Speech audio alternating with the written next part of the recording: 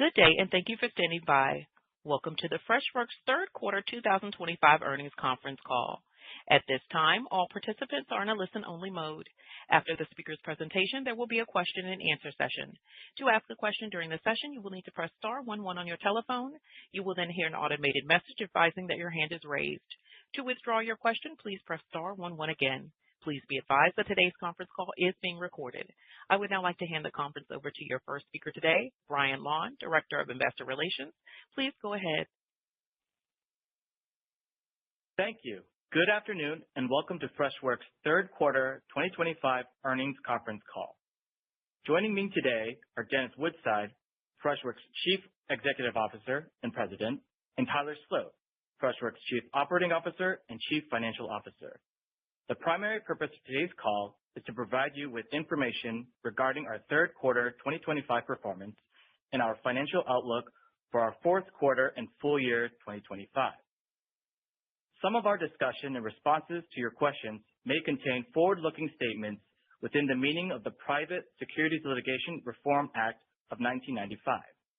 These forward-looking statements are based on our management's beliefs about our business and industry, including our financial expectations and estimates, uncertainties in the macroeconomic environment in which we operate, and market volatility, and certain other assumptions made by the company, all of which are subject to change.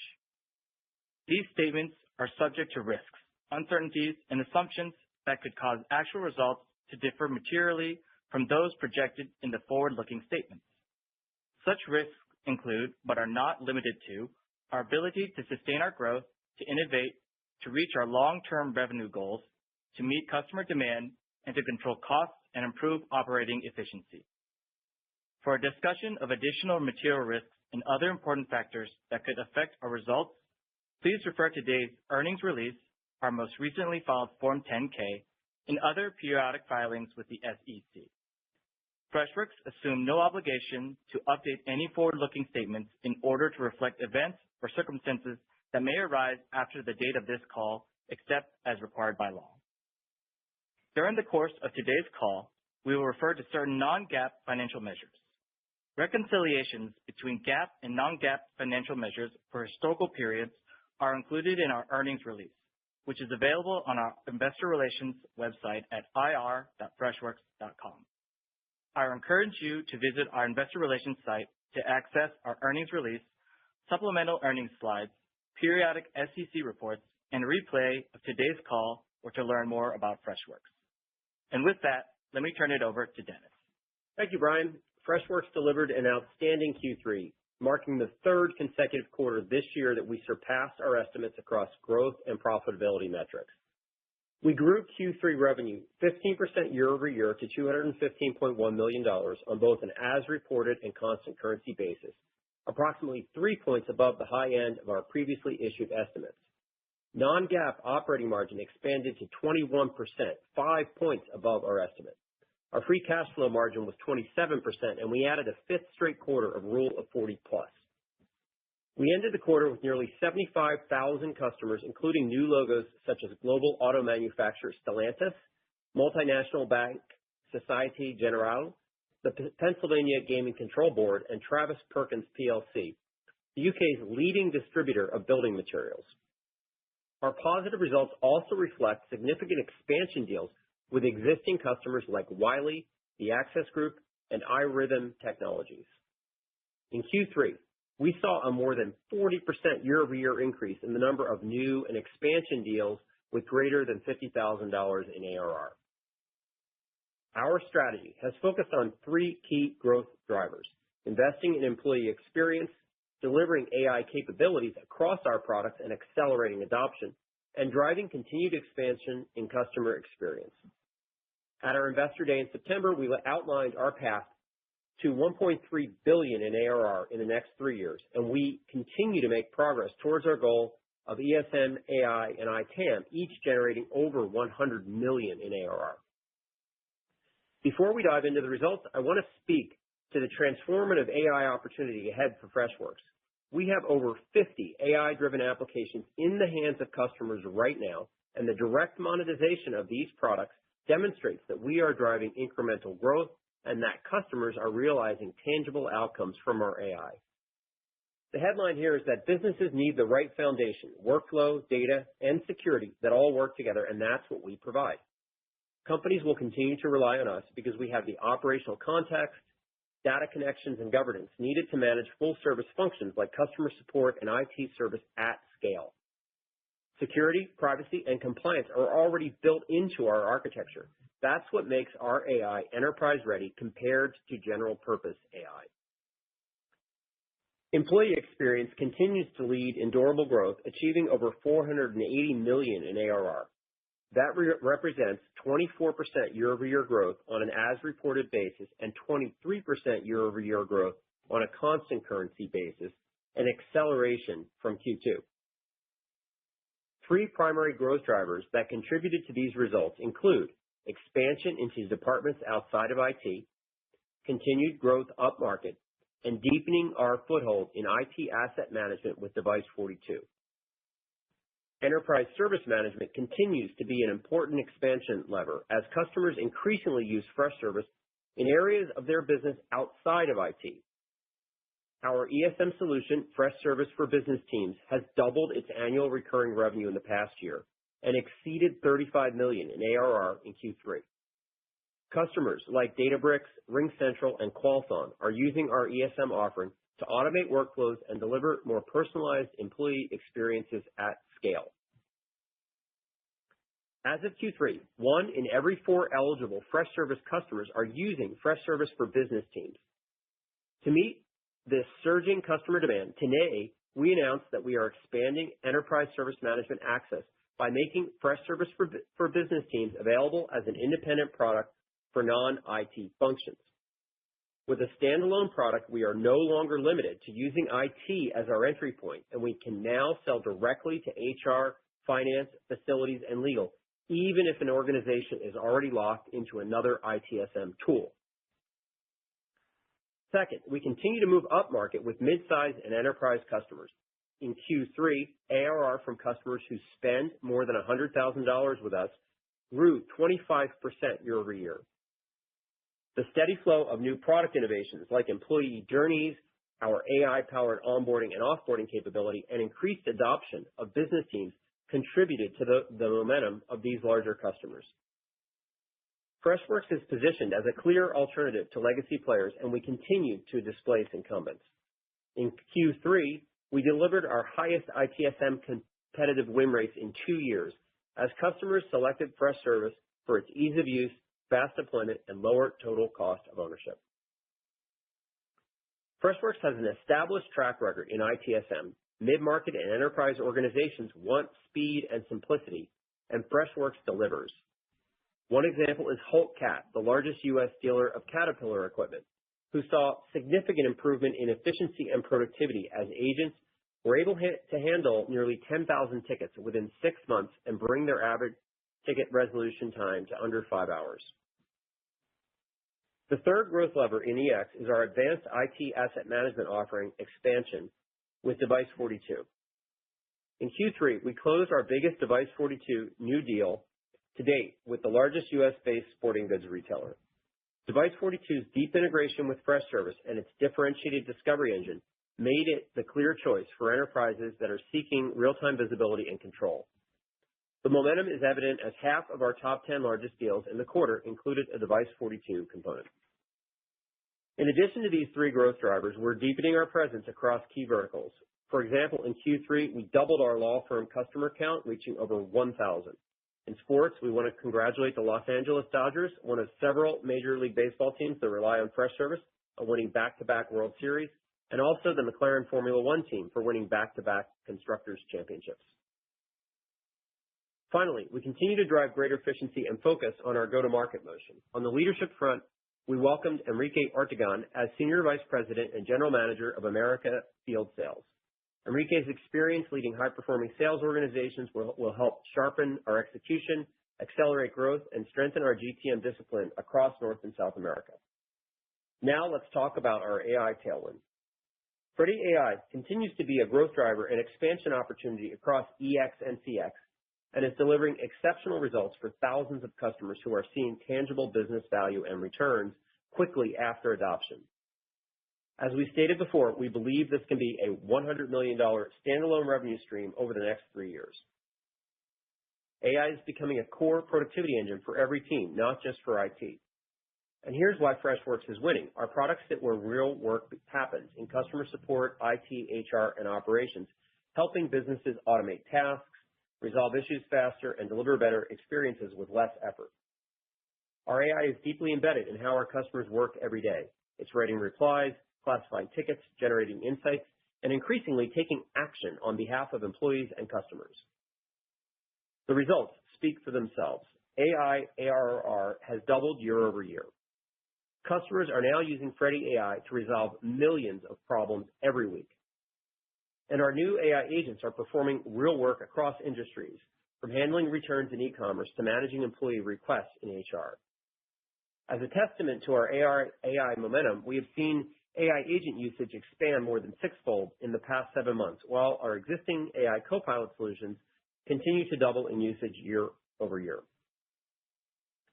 Freddy Copilot ARR grew 160% year over year and was included in over 60% of our new customer deals over $30,000, a 5-point increase from the prior quarter. We also saw double-digit attach rates again for new SMB customers in Q3. The number of customers using Copilot grew significantly too, by over 130% year over year. Travis Perkins PLC upgraded from legacy complexities to service efficiency with Freshservice and Freddy AI Copilot. Travis Perkins is now able to provide best-in-class IT service management to 17,000 employees across 1,400 locations while improving operational execution, optimizing costs, and increasing productivity for HR and IT teams. These Freddy Copilot customers stick with us. Their net retention rate is 112% in Q3 for both CX and EX, higher than our overall base, and a tangible sign that AI is driving deeper engagement and long-term value. We believe this tailwind will continue to strengthen our growth trajectory. The number of Freddy AI agent sessions grew over 70% in Q3, and we have seen 650,000 sessions per month since launch. Freddy AI agent deflected more than 50% of tickets for CX and EX customers. Those who had early access to agentic workflows that we launched in June are seeing their average deflection rate jump to 65%, with a handful of customers seeing 80% of service issues resolved by AI agent. We're seeing positive feedback from customers who have had early access in Q3 to several products we announced at our June refresh event. For example, Gale's Bakery, a mid-sized UK cafe chain with over 170 locations, used Freddy AI Agent Studio for Freshdesk to build AI agents. These Freddy AI agents now handle 1,000 inquiries per month to deflect more than 1/3 of total volume. Employees are freed from repetitive work and can dedicate more time to more complex customer cases like allergies, ingredients, or complaints that require personal care. Next week, we'll share new product announcements across our entire portfolio at Refresh North America on November 13th in San Francisco and at our virtual summit on November 18th. This includes new vertical agentic AI agents that bring our growth strategy to life, demonstrating how we're executing through AI innovation that expands our addressable market and deepens customer value. Our third imperative, customer experience, grew to over $390 million in ARR, representing 8% growth year over year on an as-reported basis and 7% on a constant currency basis. Q3 growth was driven by deeper product adoption and customer sentiment that Freshdesk is easier to implement and use than the legacy alternatives. To build momentum, we refocused our CX products and will be announcing a new unified experience at Refresh next week, a single workspace that consolidates Freshdesk, Freshchat, and all of our Freddy AI products for customer support teams. This hub centralizes all conversations, context, and tools to help agents resolve inquiries and get work done more efficiently. This will be a force multiplier for frontline support teams, helping them improve the speed and quality of customer service. Freddy AI continues to be an expansion driver for CX, with measurable impact for customers using Freddy AI agents in Freshdesk. For example, Bergzeit, a leading German outdoor retailer, uses Freddy AI agents to automatically retrieve real-time order data and provide status updates, return label, and invoices with customers in seconds. This has significantly reduced ticket volume and improved response times, driving higher satisfaction and greater trust in the Bergsite brand. The potential of agentic workflows is tremendous. Traditionally, building AI agents like this took months, designing customer support workflows, training data, and endless testing. Our pre-built AI agents help our customers deploy on day one to handle tasks like expediting orders, processing returns, or checking delivery status. That means faster setup, faster results, and a better customer experience from the start. While SMB and commercial segments continue to turn to Freshdesk, we are also seeing larger implementations with mid-sized and enterprise organizations like the University of Pennsylvania, who consolidated its finance support into a single hub with Freshworks. In just 6 months, the university processed more than 30,000 service tickets, streamlining workflows and improving stakeholder satisfaction. We believe customers of all sizes continue to choose Freshworks CX solutions for its AI-driven efficiency and uncomplicated customer support experience. Around the world, businesses are choosing software that delivers real outcomes, speed, simplicity, and measurable ROI, and that's exactly where we stand out. Our enterprise-grade products deliver faster time to value and lower total cost of ownership, aligning perfectly with what today's buyers demand. With solid momentum behind us, we're leaning into the global opportunity ahead to expand our pipeline, acquire new customers, and fuel durable growth. Thank you to our customers, partners, employees, and shareholders for your ongoing support. Now let me turn it over to Tyler to go through the operational and financial details. Thanks, Dennis, and thanks everyone for joining on the call and via webcast today. We are very pleased that we continued our streak of outperforming across both growth and profitability during the third quarter. We once again exceeded our revenue, non-GAAP operating income, and adjusted free cash flow expectations. This strong overperformance reflects the continued demand for our AI-powered and uncomplicated EX and CX solutions. Our consistent execution and financial discipline position us well to capture the significant long-term opportunities ahead. For our call today, I'll cover the Q3 2025 financial results, provide background on the key metrics, and close with our forward-looking commentary and updated expectations for Q4 and full year 2025. As a reminder, most of our discussion will be focused on non-GAAP financial results, which exclude the impact of stock-based compensation expenses, restructuring charges, and other adjustments. We will also talk about our adjusted free cash flow, which excludes the cash outlay related to restructuring costs. To provide greater transparency into our underlying business performance, we will also include constant currency comparisons throughout today's call. Starting with the income statement, Q3 total revenue increased to $215.1 million, growing 15% year over year on both an as-reported and constant currency basis. Revenue outperformance includes a one-time $1 million contribution coming from our on-premise Device42 business. Professional services revenue modestly declined quarter over quarter to just over $2 million, consistent with our ongoing shift in leveraging our partner network as we scale our business. In 2025, we saw partner involvement expand significantly across our largest deals. Partners helped to lead implementations for over half of our ARR deals greater than $50,000, a notable increase from last year, underscoring the success of our robust and growing partner ecosystem. Our EX business accelerated in Q3, growing to over $480 million in ARR, representing growth of 24% year over year on an as-reported basis and 23% year over year on a constant currency basis. Our faster growth was driven by strength across our entire EX portfolio, as we saw positive momentum in not only ITSM, but also meaningful progress in ESM, advanced ITAM, and AI, each of which we believe can eventually be $100 million ARR businesses.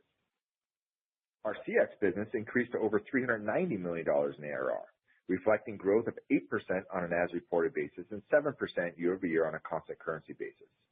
We continue to see healthy and predictable demand for our Freshdesk products.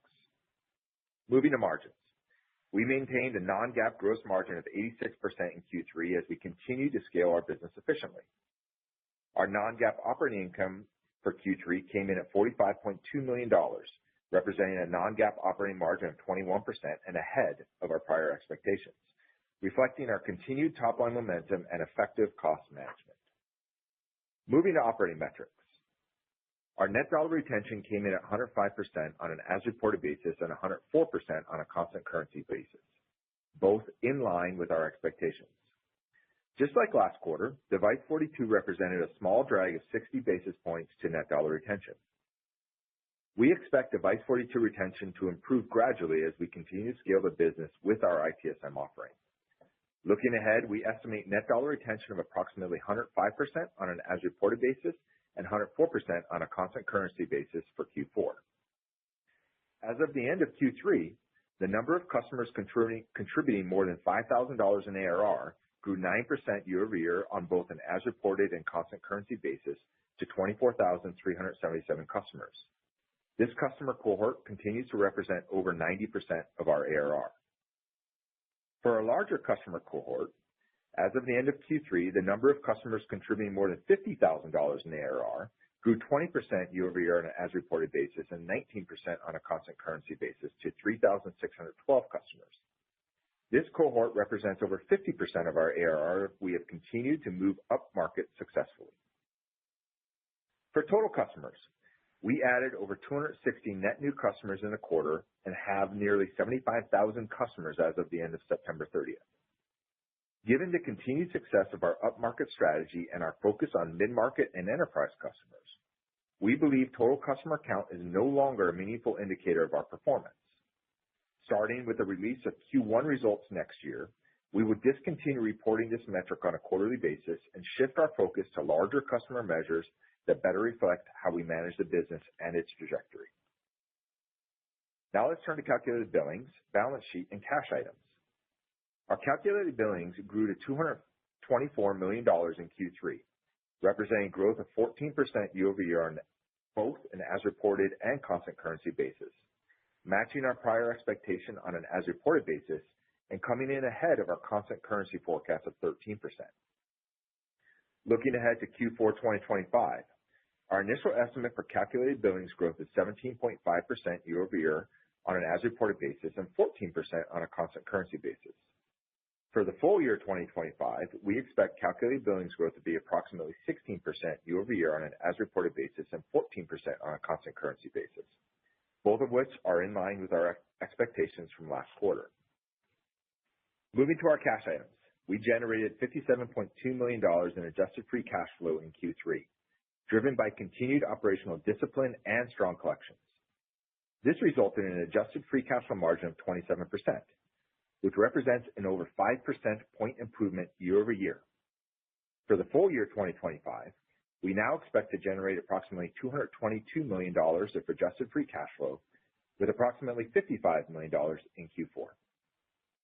As a reminder, we successfully completed our inaugural $400 million share repurchase program after buying back an additional 12 million shares in Q3 at an average price of $13.28 per share. In total, we repurchased approximately 27.9 million shares at an average price of $14.35. We continue to manage and offset share count dilution by net settling vested equity amounts. During Q3, we used approximately $15 million for that purpose. This activity is reflected in our financing activities and is excluded from our adjusted free cash flow calculations. Looking ahead, we will continue to net settle vested equity amounts and expect Q4 cash usage of approximately $12 million at current stock price levels. For the full year, we expect to use approximately $58 million to net settle vested equity amounts. We ended the quarter with cash equivalents, and marketable securities of approximately $813 million. Turning to our share count as of September 30th, 2025, we had approximately 309 million fully diluted shares, which represents a decrease of 7% year-over-year.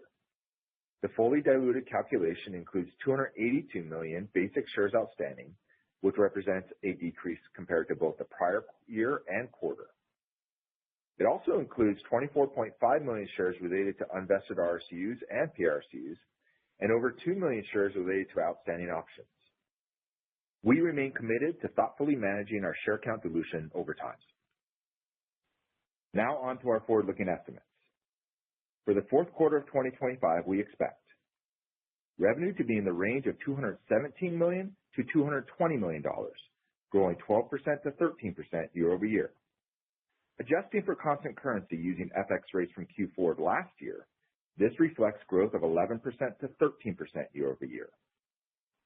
Non-GAAP income from operations to be in the range of $30.6 million to $32.6 million, and non-GAAP net income per share to be in the range of 10 cents to 12 cents, assuming weighted average shares outstanding of approximately 284.5 million shares. For the full year 2025, we expect revenue to be in the range of $833.1 million to $836.1 million, growing approximately 16% year over year on both an as-reported and constant currency basis. Non-GAAP income from operations to be in the range of $167 million to $169 million, and non-GAAP net income per share to be in the range of 62 cents to 64 cents, assuming weighted average shares outstanding of approximately 293.9 million shares. Our financial outlook is based on a few assumptions that we would like to call out. First, our forward-looking estimates are based on FX rates as of October 31st, 2025, and do not take into account any impact from currency moves. As a reminder, we had a $1 million revenue benefit in Q3 related to a large Device42 deal that we would not expect to repeat in Q4. Secondly, given our strong operating and go-to-market execution this year, we are strategically reinvesting a portion of our earnings outperformance to further build on that momentum.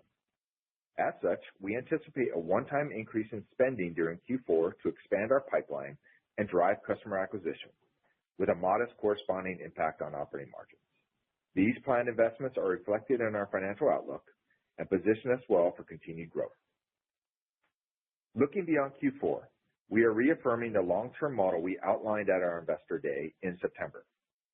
Based on our current forecasts, we continue to expect full year 2026 revenue growth of 13% to 14%, and we remain on track to achieve GAAP profitability by end of year. As a reminder, the fourth quarter has historically been our largest bookings quarter and a good indicator for us. So we will follow our typical cadence of providing a more detailed outlook for 2026 on our next earnings call. With that said, let me provide some additional color on our operating margin linearity for the full fiscal year 2026. We anticipate that our Q1 2026 operating margin will be slightly better than Q4 2025 and represent the low point for next year.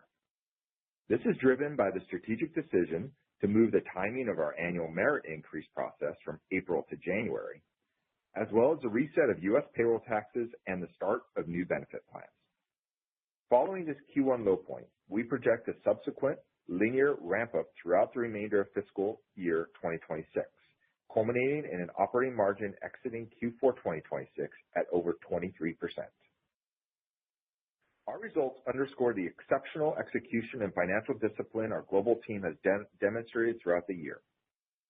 As we get ready to close out 2025, we remain focused on continuing that momentum and thoughtfully reinvesting in our growth to capture the multitude of significant opportunities ahead.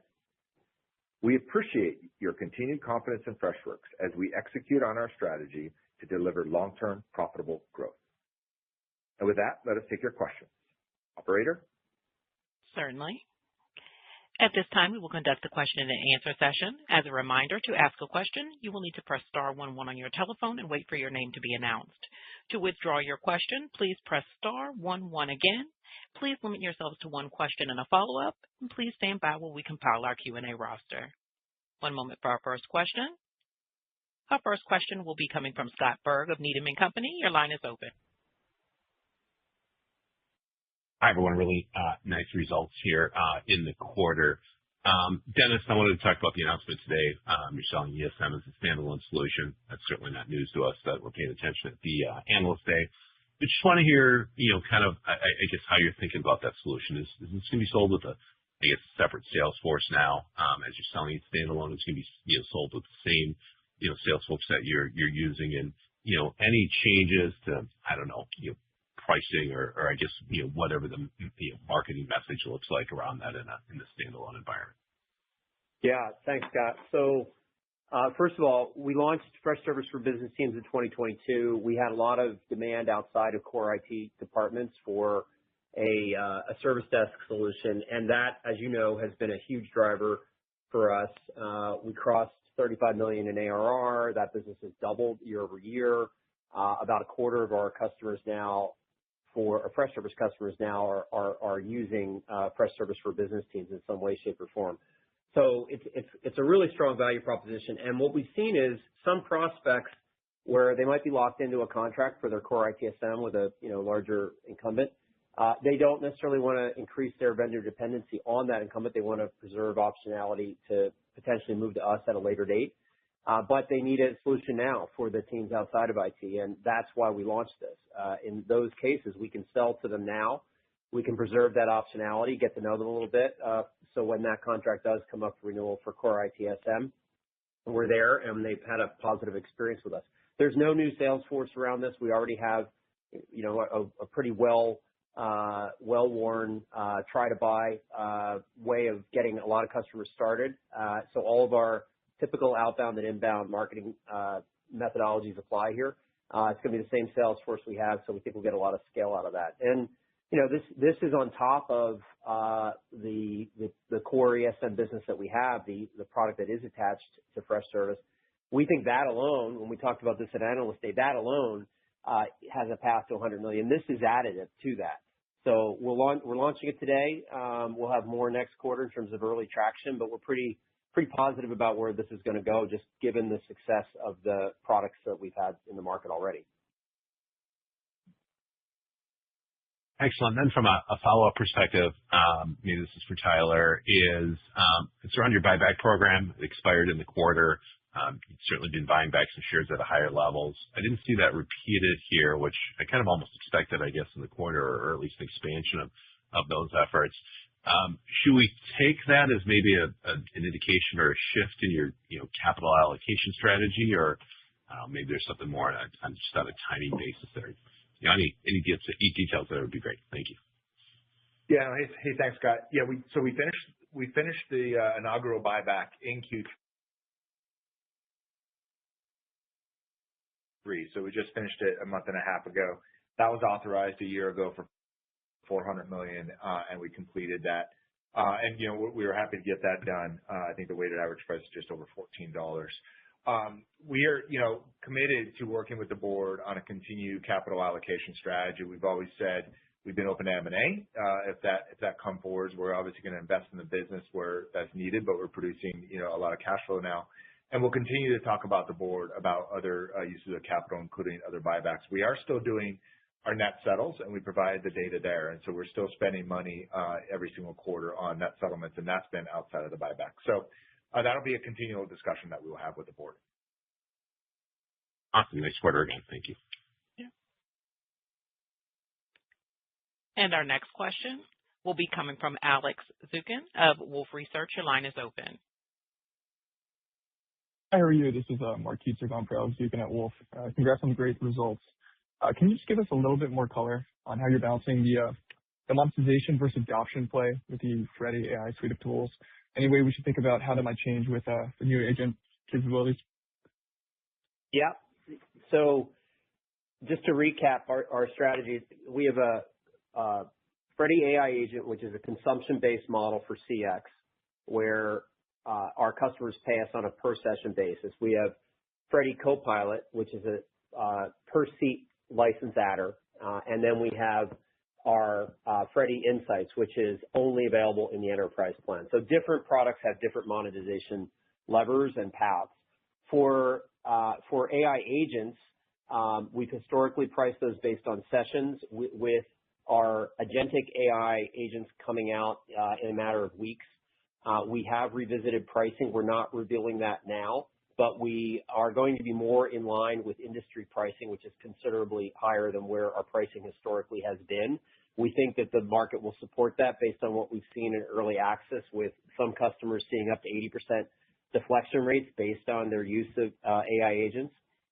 What's coming in a couple of weeks are agents that are focused on very specific verticals like fintech, like travel, logistics, e-commerce. that take action on behalf of the end customer, and we know that those interactions are quite valuable.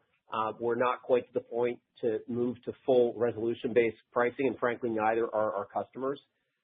So the session-based pricing makes a lot of sense for where we are now. We're always open to evolving that as our customers ask us to and as customer demand warrants. But you will see a meaningful price change with the launch of those products, which will allow us to monetize it quite well. Great. Thanks, guys. And our next question will be coming from Patrick Walravens of Citizens Bank. Your line is open. Oh, great. Thank you. And congratulations on the third quarter in a row this year. So the big question I still get, Dennis, believe it or not, is for investors who are just looking at Freshworks, they still want to know, is it an AI winner or an AI loser? And I see lots of evidence that it should be in the winner's camp, including your $100 million targets, and what you just talked about actually is really interesting about the specific verticals for agents. But just to make it easier for people, if you're going to boil it down to 2 or 3 key points that you would make on that topic, why Freshworks is an AI winner, what are they? What would you lay out? So first of all, look, we are the system of record for our customers in IT and in customer support. We have the native workflows that they're running their business off of.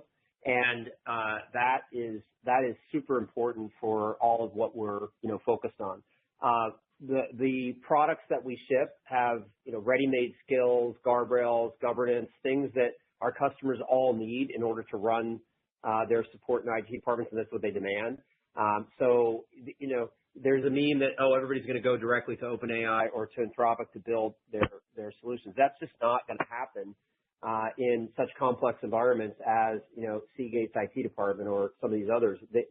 The customers need the AI to be integrated into their workflow. They need the security, and we can tap into the best of breed models as the LLMs evolve by tapping into Anthropic for coding or Gemini for image and so forth. So we think that we're actually really well positioned as the market evolves and as customers continue to adopt AI to succeed there.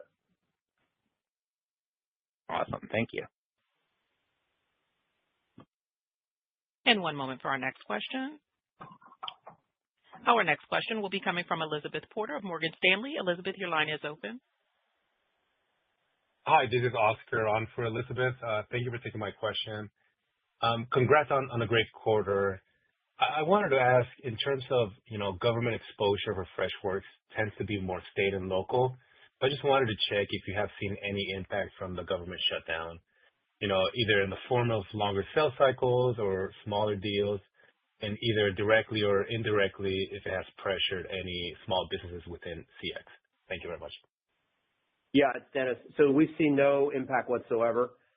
We do not have large federal government exposure. Our government business comes from state and local entities, municipalities, universities, none of which we've seen at least any kind of change. We actually landed quite a few governments and universities this last quarter, and we've seen quite a bit of expansion there. So, we really just have not seen any impact at all from the shutdown or any of the federal issues.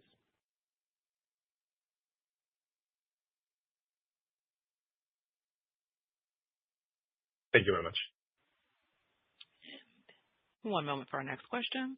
Our next question will be coming from Brent Thill of Jefferies. Your line is open, Brent. Great. Thank you. Tyler, I apologize if you covered this, but this one-time investment you're talking about in Q4, can you articulate a little more detail what that is? Yeah, hey, Brent, this is, kind of reflecting on the fact that, we've now strung together 4 really, really good quarters and really see a very strong demand environment for our EX products in the field specifically. And so, because we've also done really, really well on our efficiencies this year, where we beat our operating kind of margin goals and consistently every quarter said, hey, part of it's timing, we're going to reinvest, but just keep beating. We actually, at the beginning of this quarter, did release spend specific to building pipe for EX in the field because the market opportunity is there. And we're still beating our goals, but we actually decided to release that spend for the year.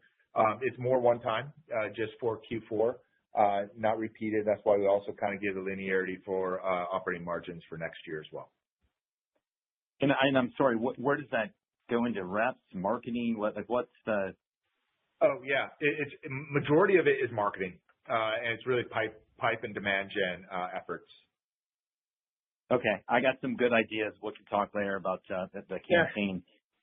It has to do with the Dodgers. The Freddie Fresh. And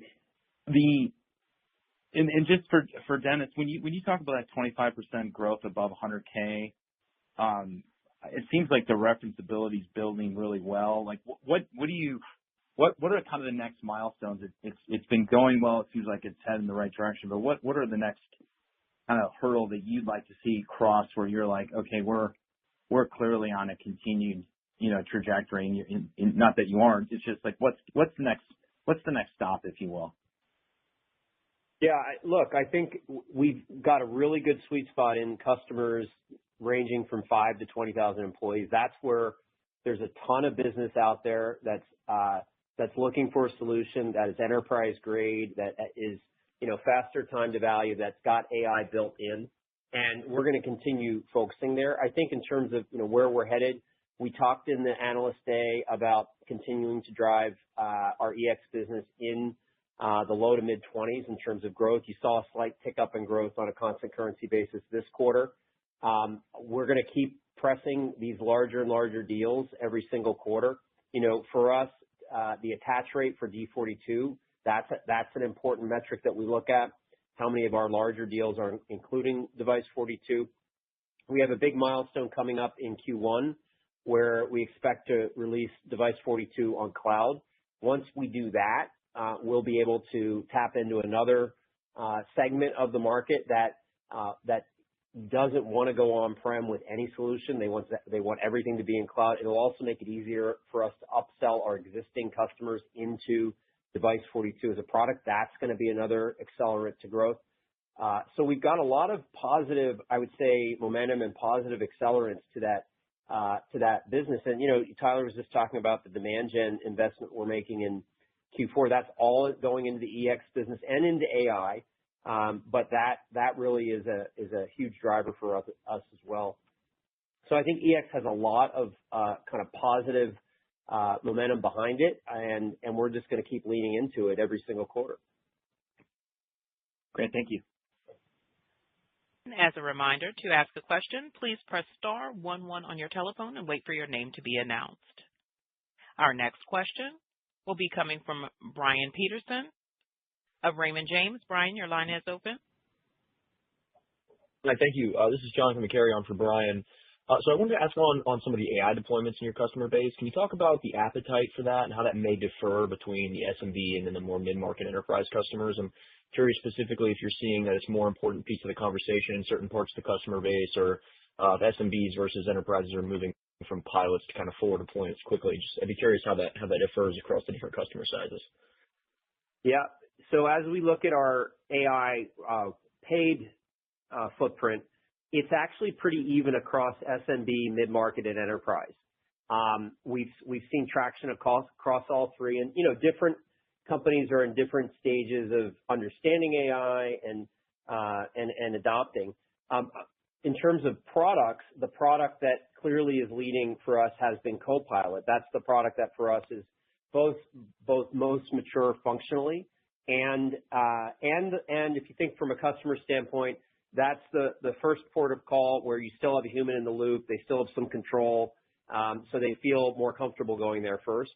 But what we've seen in the last couple of months is really an uptick in AI agent, and we think with the launch of our agentic capabilities in CX in particular, that's really going to take off, and we're going to lean into it heavily. That plus the fact that we're going to monetize at a much higher rate than we have before. We've been, I would say, quite underpriced relative to the market when it comes to our AI agent capabilities. That we think is going to create a big opportunity for us going into next year. So, I think overall the customers, there's not one vertical, there's not it's not an SMB or mid-market enterprise issue. It's relatively even across CX and EX in terms of the monetization opportunities today. And we just think, every one of our customers over time is going to need the AI that we offer. We're a little over 5,000 customers that are paying for AI now. That's just going to continue to grow. It's a core part of how we're selling now. Very helpful. Thanks, Dennis. And then maybe one for Tyler here. It's good to see the continued strength in EX, the slight acceleration there. Just hoping, can you unpack the growth algo a bit in terms of what's trending, how NRR is trending there versus net new, and kind of where you think that should head longer term as you look to continue the low 20s growth profile? Thanks, guys. Yeah, I mean, we're growing across all segments of the business, right? We talked about how ITSM core is strong, but also ESM that we gave out the number of over 35 million now. Device42 we've talked about as well, and then the Copilot components within there. If you look at how that's going to trend, you asked about NRR.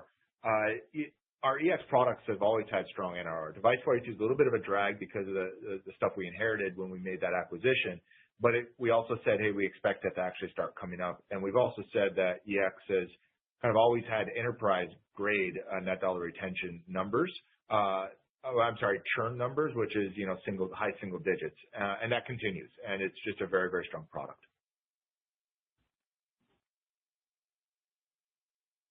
And our next question will be coming from Rob Oliver of Baird. Your line is open, Rob.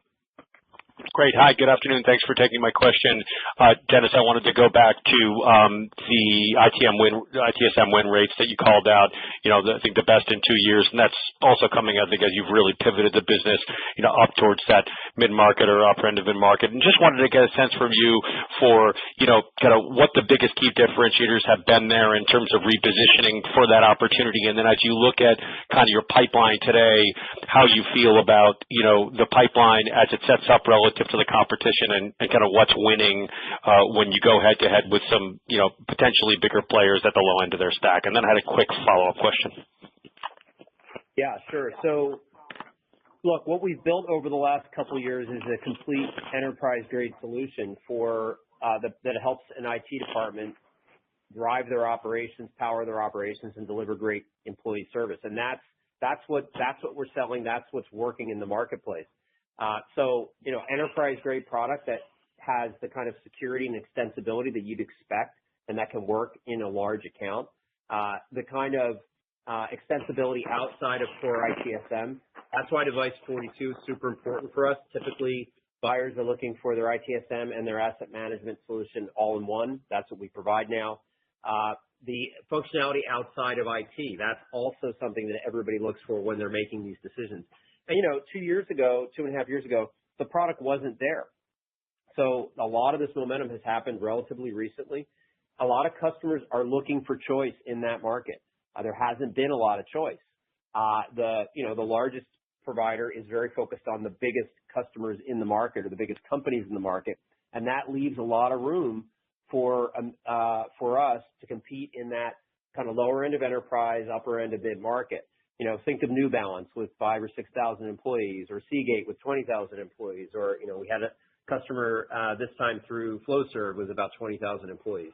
These are sophisticated customers. They've got sophisticated IT departments, but they're looking for something that's more modern, more flexible, enterprise-grade, AI built in, and that's what we have. So I think we're just going to continue to invest in our capabilities and functionality there. We've got our customer advisory board next week. We've got 40 customers coming in, and we're going to hear from them on what share our roadmap, talk about what can we do to move faster, to solve more of their needs.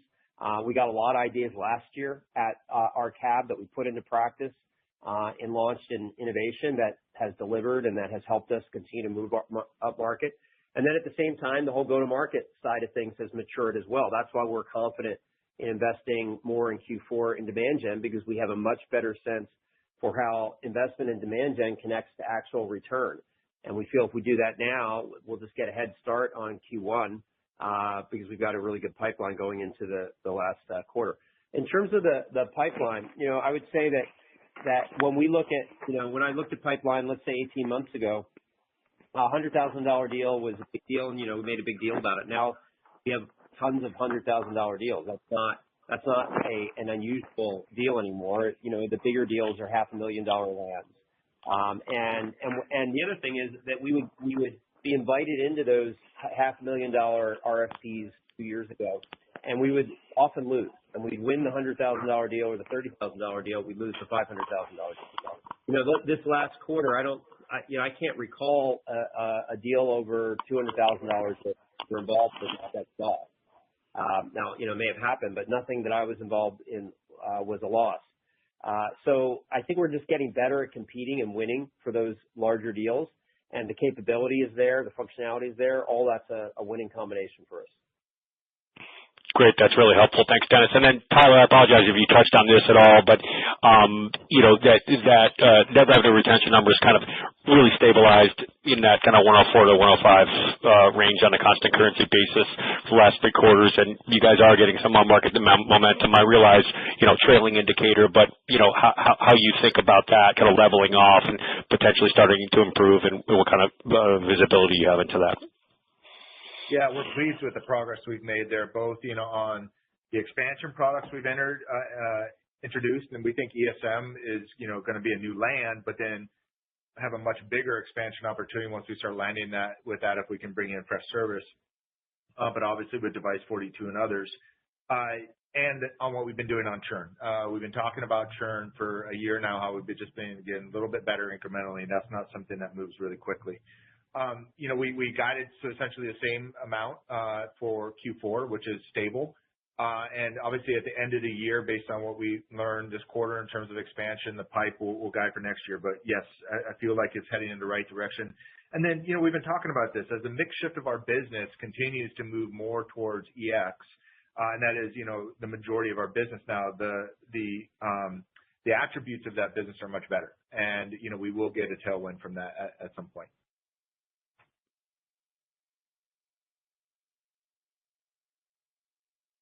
And this concludes today's conference call. You may disconnect.